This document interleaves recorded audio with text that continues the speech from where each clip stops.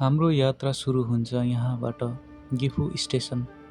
यो सहर शान्त, आधुनिक र निकै सफा महसुस हुन्छ। तर यी सडकहरूको पछाडि एउटा यस्तो पहाड छ जसले सयौं वर्षको इतिहास बोकेको छ। गिफु जापानको मध्यभागमा पर्छ र यो सहर एक समय जापानको प्रसिद्ध सामुराई नेता ओडा नोबुनागासँग गहिरो रूपमा जोडिएको थियो। स्टेसनबाट हामी स्थानीय बस चढ्यौं जुन माउन्ट किन्का तर्फ जाँदै थियो, त्यही पहाड जहाँ गिफु क्यासल अवस्थित छ। बसको यात्रा निकै नै आरामदायी थियो। बिस्तारै व्यस्त सहर हराउँदै जान्छ र प्रकृतिले ठाउँ लिन थाल्छ। रोपवे स्टेसन पुग्नु अघि हामी नजिकैको शान्त बगैँचा क्षेत्र घुम्यौं।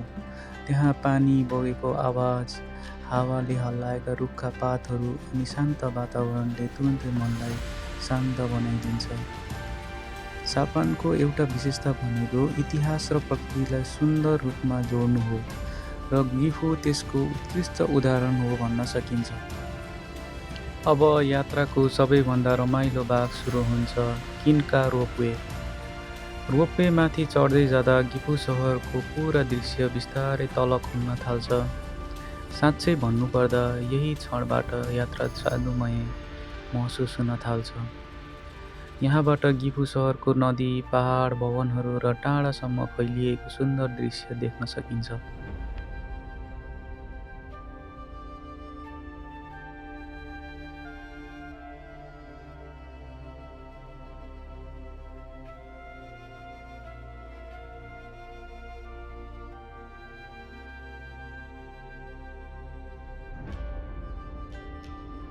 माथि पुगेपछि एउटा सानो श्राइन क्षेत्र अथवा मन्दिर क्षेत्र छ जुन रुखहरू र परम्परागत जापानिज सजावटले घेरिएको छ।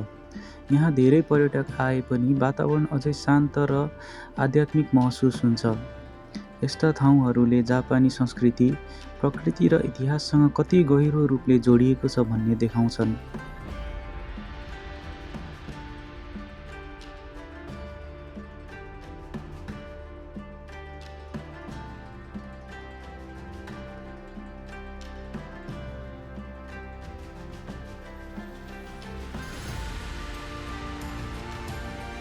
ऐतिहासिक गिफु क्यासल माउन्ट किन्काको सबैभन्दा माथि गर्वका साथ उभिएको छ।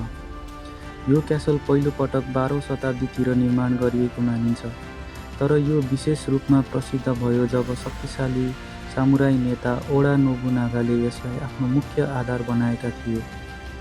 यो पहाडको टुप्पोबाट नोबुनागाले पुरै क्षेत्र रणनीतिक रूपमा हेर्न सक्थे, जसले यो क्यासललाई जापानिज इतिहासमा निकै महत्त्वपूर्ण बनायो। आज यो गिफुको सबैभन्दा चिनिने ऐतिहासिक स्थल बनेको छ र त्यसपछि सूर्यास्त सुरु हुन्छ। घामको सुनौलो किरणले बिस्तारै पहाड र सहरलाई न्यानो रङले ढाक्न थाल्छ।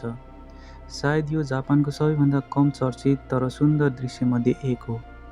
यहाँ कुनै हल्ला छैन, कुनै हतार छैन, मात्र शान्त वातावरण, चिसो हावा र गिफुको सुन्दर आकाश।